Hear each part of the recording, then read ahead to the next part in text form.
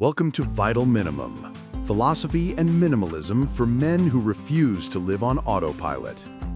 You picked up your phone to check one thing. 15 minutes later, you're scrolling through content you don't care about, having completely forgotten what you originally wanted. Sound familiar? Here's the truth nobody wants to tell you.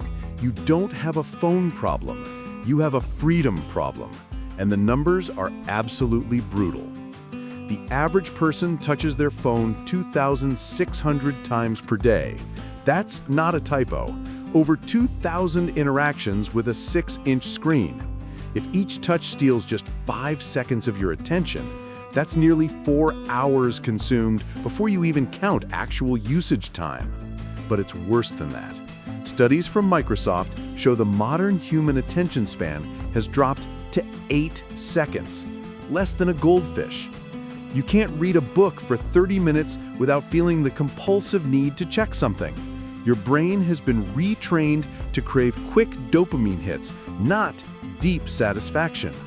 Here's what society doesn't want you to know. Your digital addiction isn't an accident. It's by design, intentional design. There's a multi-billion-dollar industry dedicated to hacking your neurology, to transforming you into a lab rat pressing a lever for random rewards. Every notification, every like, every infinite scroll was meticulously engineered by behavioral psychologists who studied exactly how to addict your mind. And it worked perfectly. Silicon Valley doesn't hire the world's smartest engineers to make your life better. They hire them to keep your eyeballs on screens. Because your attention is the product being sold. Not the apps, not the content. You, your focus, your time, your life. Look around. How many men can hold a 10-minute conversation without checking their phone? How many sit at dinner, scrolling feeds instead of being present? How many go to sleep and wake up with the device in hand, checking work emails at 6 a.m. and Instagram stories at midnight? The truth is uncomfortable. We've become digital slaves while believing we're free because we can choose which app to open. Every hour in the digital world is an hour stolen from the real world. Time you're not building, creating, training, having face-to-face conversations, developing actual skills. It's mental energy wasted on empty arguments with strangers online, consuming opinions from people you'll never meet, comparing your real life to everyone else's carefully edited highlight reels. And the worst part? You know this. You feel the emptiness after losing 2 hours on TikTok. But tomorrow, you do it again. Cal Newport, computer scientist and author of Digital Minimalism, said something revolutionary. The question isn't whether technology is good or bad. The question is whether you're using technology or technology is using you. And for most men, the honest answer is the second one. Newport proposes we treat technology like we treat food. We don't eat everything in front of us just because it's available. We're selective. We prioritize quality over quantity. We understand that some things are nutritious and others are poison disguised as pleasure. Why don't we apply the same principle to digital consumption? The Stoic philosophy understood this centuries ago. Epictetus said that freedom doesn't come from having more options, but from needing less. Every app you keep on your phone, every notification you allow, every social platform you feed is a voluntary chain. You think you're expanding your possibilities, but you're only multiplying your distractions. The free man isn't the one with access to everything. It's the one who consciously chose what deserves his attention. Here's the method that will liberate you. It's not easy, but it's simple, and it works. First, the 30-day brutal detox. Delete all social media apps from your phone. All of them. Instagram, Facebook, Twitter, TikTok, LinkedIn, everything. Don't deactivate, delete. If you need them for work, access them only through your computer at specific times, like a professional task, not an unconscious habit. This month is to break the automatic cycle of grabbing your phone and scrolling. It's to rediscover what productive boredom feels like, that moment without stimulus where the best ideas are born. Second, radical redesign. After 30 days, you'll only reinstall what proved essential.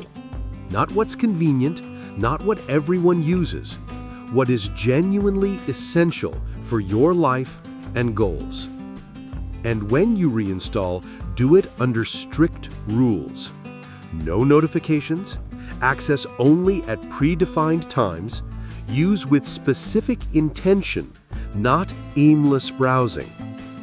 Treat each app like an expensive tool you pay to use, because you are paying, with your attention, which is the most valuable resource you possess. Create physical barriers. Get the phone out of your bedroom. Buy a real alarm clock for $20. The first and last thing you see each day cannot be a screen. Establish tech-free zones in your home. The dining table is sacred. The bathroom doesn't need a phone. Your workout is without headphones, connected to your body, not a playlist. Each barrier you create is a vote of confidence in your ability to be present. Each rule you set is reclaiming sovereignty over your attention. Fourth, replace the digital with the real. Science proves what many suspected. You're not addicted to your phone. You're addicted to the escape it provides from boredom, loneliness, anxiety. But there are far better ways to deal with these states. Reading a physical book activates brain areas related to empathy and deep thought that scrolling will never touch. Face-to-face conversation releases oxytocin, the connection hormone that no text exchange can replicate. Training without distractions develops real discipline, not the illusion of productivity that comes from checking off tasks in an app. The transformation that happens when you apply digital minimalism is profound. In the first days, you'll feel anxiety. Your brain will scream for easy dopamine. You'll grab your phone on autopilot and realize there's nothing to check. You'll feel disconnected, like you're missing something important. That's withdrawal. Let it happen. After 2 weeks, something changes. You realize you can read for an hour without interruption, that a conversation with a friend is infinitely more satisfying than 1,000 likes, that you have time, much more time than you imagined.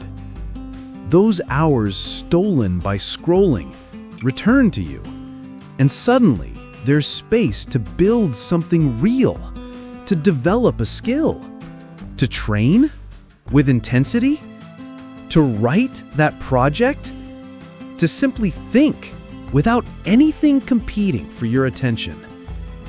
Have you ever stopped to think how many brilliant ideas died because you were looking at your phone the moment they tried to be born? How many deep connections you lost because you were half present, one eye on the person and another on the screen? How much of your life is passing while you document it for people who don't care? Ultimate confrontation, forcing the choice. You need to choose between appearing connected and being truly present. between consuming infinite content and creating something finite, between reacting to the digital world and acting in the real world, between being a slave to your apps and being master of your time. Digital minimalism isn't about rejecting technology. It's about using technology intentionally as a tool for your goals, not as a substitute for your life. It's understanding that fewer digital connections mean more real connections, that less information can generate more wisdom, that less stimulation creates more creativity. The question that will change everything is, who's in command of your attention? You or algorithms programmed to addict you? Because until you answer this question with brutal honesty and act accordingly, you're just another digital zombie, believing you're living while you're only consuming other people's lives through screens. I'll give you a challenge that will separate men from digital boys. Tonight, before you sleep, delete one social media app, just one, the one you use most compulsively, and observe. Observe how many times tomorrow your finger automatically goes where it used to be. Observe the anxiety rising. Observe what you do with that recovered time. If you can go a week without reinstalling, delete another and another until your phone is a communication and productivity tool, not an attention casino in your pocket. Here's your digital freedom test. Can you spend an entire Sunday without checking social media? Can you have a complete meal without putting your phone on the table? Can you wake up and spend the first hour of the day without screens? If the answer is no to any of these questions, you're not in control. And a man who's not in control of his own attention is not in control of anything. Reclaim control. If you recognized you need to reclaim control of your attention and your life, leave a like on this video.